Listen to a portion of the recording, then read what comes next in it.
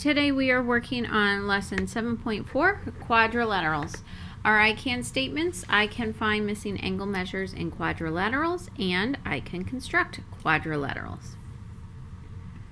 So the first part of this lesson, we're working on naming or classifying quadrilaterals. So quadrilaterals sometimes have several names, sometimes they only have one name. So this chart kind of shows you the relationships between some different types of quadrilaterals. So this giant shape right here is a parallelogram. In order to be a parallelogram, you must have two pairs of parallel sides. The left and right sides are parallel, and the top and the bottom are parallel. Within this big parallelogram, there is a rhombus. Rhombus must have four congruent sides. Rhombus is inside parallelograms because if something is a rhombus, it is also going to be a parallelogram. All rhombuses are a type of parallelogram. Down here we have rectangles, and it's inside parallelograms because it's a different type of quadrilateral that is also a parallelogram. Rectangles have four right angles. Inside the overlap of the rhombuses and the rectangles is a square, and that's because a square is a rhombus, is a rectangle, and is a parallelogram. In order to be a square, it needs to have four right angles and four congruent sides. Down here at the bottom, I have two shapes that are outside of the parallelogram because they are different shapes than the parallelogram.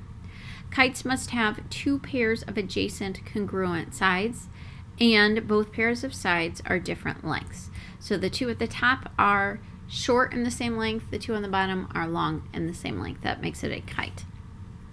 And then trapezoid must have exactly one pair of parallel bases. So the top and the bottom of this trapezoid are parallel, but the sides aren't. Sometimes you see the sides that are parallel on the trapezoid on the left and right side. So two are parallel, two are not. So for our first type of problem here, it says to classify the quadrilateral. So we are just writing the names for the quadrilateral. And then if we have multiple names, we write which one is the best choice. Okay.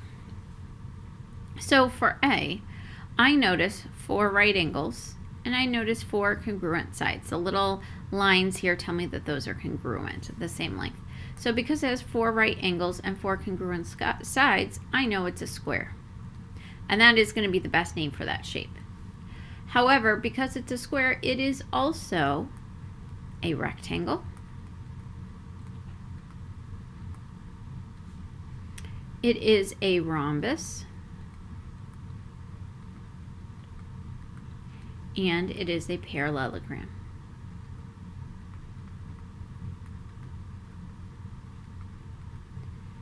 I don't have to write quadrilateral. It is a quadrilateral, but I don't have to write that because it says that up there. Quadrilateral means four sides, quad means four, and lat means side.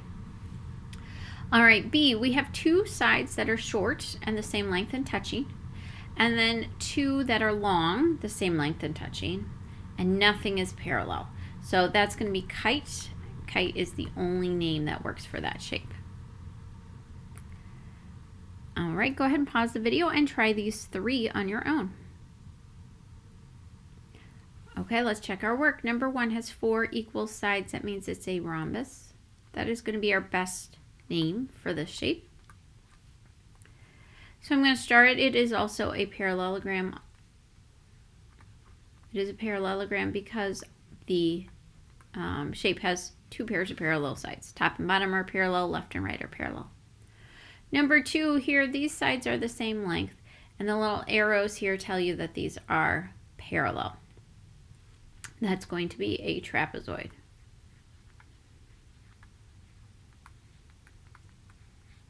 Number three, I can tell has four right angles, and then it has two short sides and two long sides. So that's going to be a rectangle. That is the most specific name for this shape. However, it is also a parallelogram.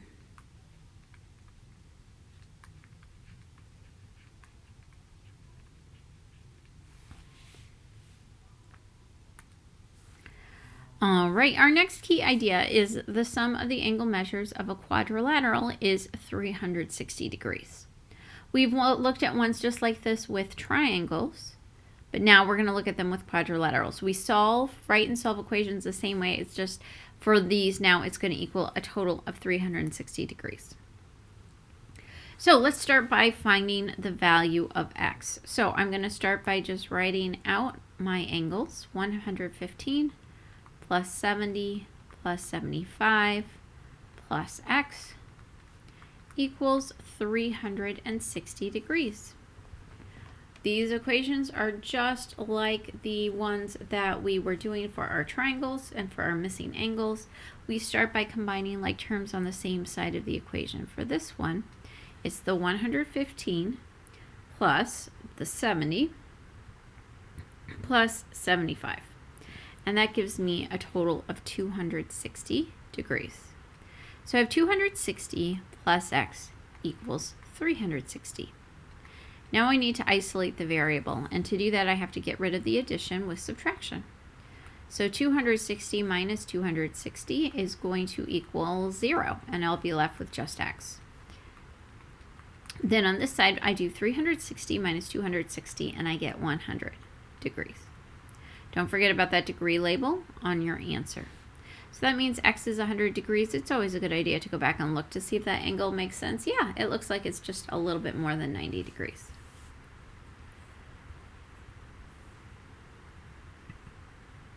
All right. And then our next type of problem for today, really our last type of problem, is constructing parallelograms. So I'm going to go ahead and get out a ruler and a protractor to help myself with this.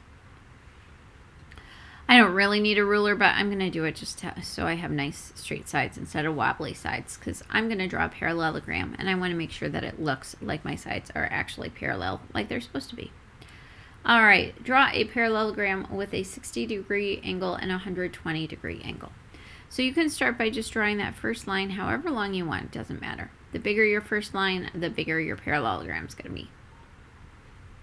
The next thing I'm going to draw is my 60-degree angle. I'm going to set this up just like I did for triangles. Go into the end of one of the sides of your lines, lining up the point here. My line is hitting the 0 on the bottom side here because that line is pointing to the right. So I'm going to use 60 on the bottom, and I'm going to make a point. All right, just like with my triangles, I'm going to rotate my protractor and line up that point with the end of the line. Oh, and actually, I have a ruler here so I can have it nice and straight. Now, the tricky part with a parallelogram is that in order for the top to be parallel to the sides, you need to make sure your two sides are the same length. It doesn't matter what length they are, but they do need to be the same length as each other. Okay. So, okay, I've got it lined up. I think I'm going to do 4 centimeters. That looks like a good length to me. Now, they didn't say I had to do it 4 centimeters, so I don't need to label it as 4 centimeters. But they did say I had to do a 60-degree angle, so that part does need to be labeled. Okay, move this out of the way, coming back to my protractor. So just like with triangles, I go back to my original line. I go to the other end of that. I line up my center point. I line up my line. Now I'm doing 120 degrees. For a parallelogram, that part of your protractor is going to be the same part of your protractor as the last one. This time it's 120 degrees because now my line's pointing to the left, which means I'm using the top set of numbers. But really, it's in the same part of the protractor that it was over here. When my line was pointing to the right, I was using the bottom. It was 60. When my line was pointing to the left, now I'm using the top. It's 120. Okay, so I'm going to take my ruler, I'm going to line it up, and I'm going to draw my 4 centimeter side. Again, those two sides need to be the same length, otherwise it's not going to look very parallel. And then I need to rotate this again so I can connect the points at the top.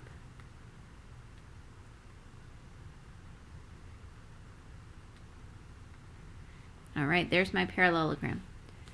Now, what I have labeled is fine. I'm going to go ahead and label these as well. Sometimes they'll say a parallelogram with two 60-degree angles. The angles diagonal from each other on a parallelogram are going to be equal. These are 60 and 60, and these are 120, 120. So if it says two 60-degree angles, then you know that they're not both going to be on the bottom. They're going to be across from each other. And to get that second angle on the bottom, you'll use the same point 60 on the other end of your line. It's just that now it changes to be 120. All right, let's take a look at this one. Draw a rhombus with two 75-degree angles and 5 centimeter sides.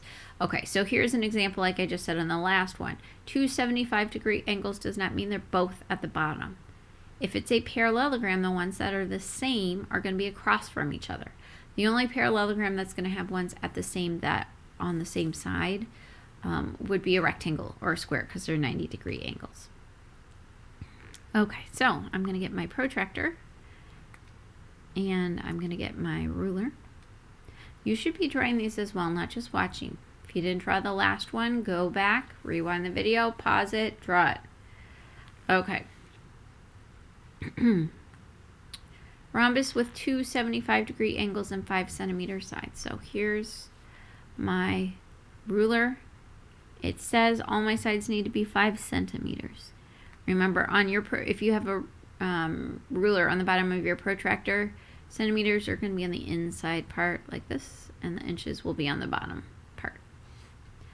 Okay, 5 centimeters. Okay, just like my last shape, I'm going to line up my center point with the end of my line. When my line's pointing to the right, I'm using the bottom set of numbers. 75 is going to be halfway in between 80 and 75. Okay, so it's right here. Notice that on the outside, it's actually at 105. When I go to the next side, that's the angle I'll be using. Okay, so I'm going to use my ruler. Didn't mean to draw that. Okay, and I'm going to connect the end of my line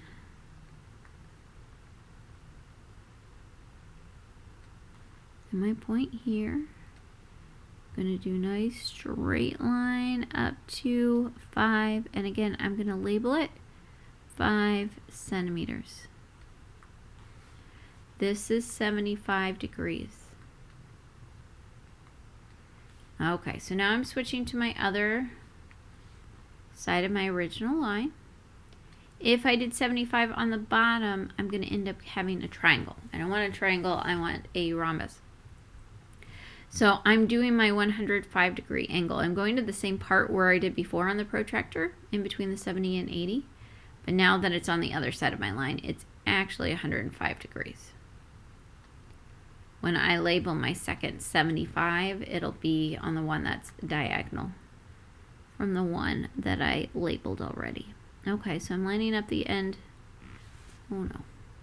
I'm lining up the end of my line with my point. I'm drawing 5 centimeters, so I'm paying attention to my ruler.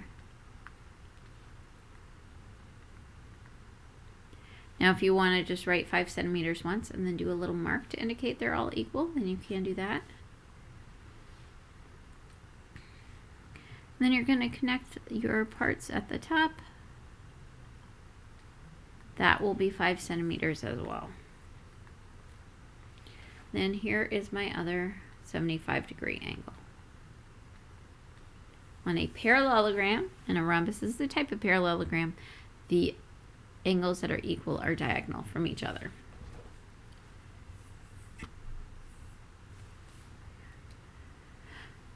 Okay, go ahead and pause the video and try all 3 problems.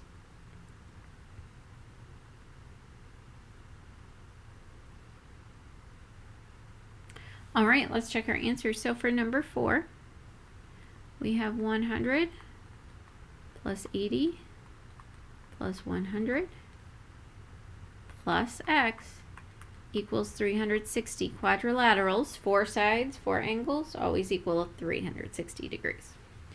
We add together our like terms. 100 plus 80 plus another 100 is 280 plus x equals 360. I get rid of the addition with subtraction, so I'm going to subtract 280. And I'm going to get 8x equals 80 degrees. Now, if you were listening to what I said when we were doing our constructions of our parallelograms, you might have noticed that this is a parallelogram, and the diagonals would be equal. 80 here, 80 here, 100 here, 100 there. All right, let's take a look at number 5. So this one, I have 81 degrees. I have 90 degrees for the one that's in has a little box. Don't forget about that one. Plus 124 plus x equals 360. I'm going to add those together. So I'm going to add 81 plus 90 plus 124. I get 295 plus x equals 360. I'm going to get rid of the addition with subtraction, so I'm going to subtract 295 from both sides.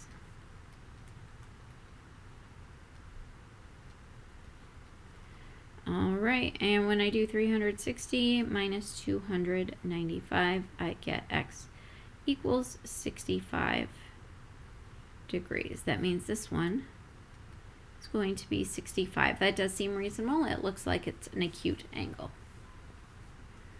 All right, in our last one here, draw a right trapezoid. That means it has a right angle in it, whose parallel sides have lengths of 3 centimeters and 5 centimeters. Okay, so let's go ahead and try this one. I need my ruler and, whoops.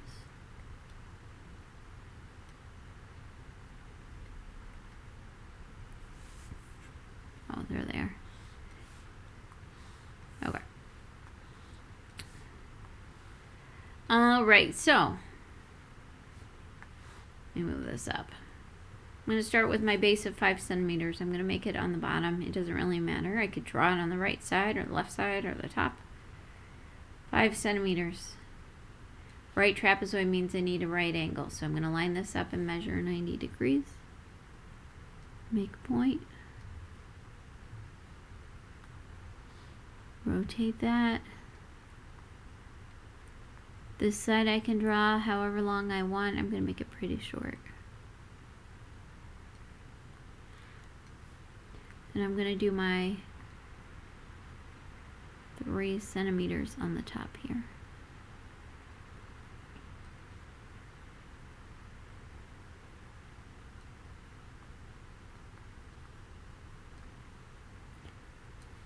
And then I need to connect.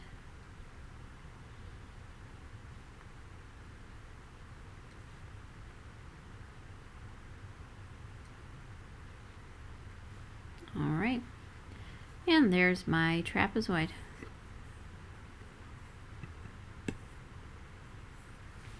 Okay. Go ahead and pause the video and try this last problem.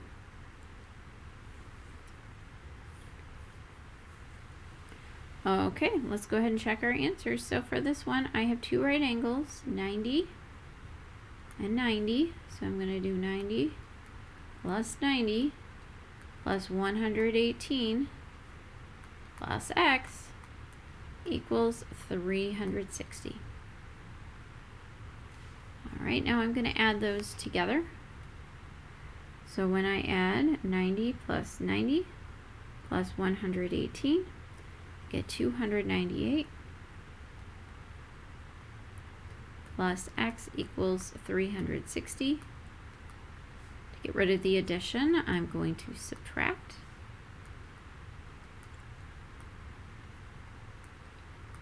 (298 minus 298 is 0. 360 minus 298 is going to give us 62.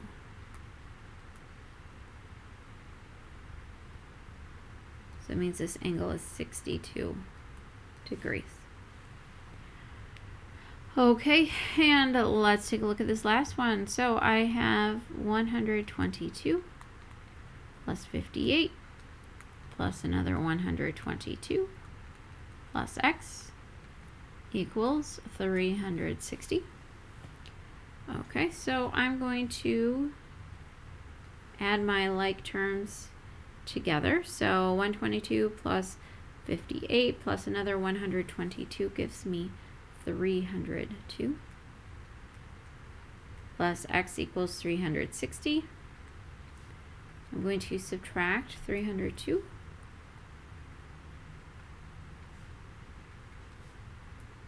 And I get x equals 58 degrees.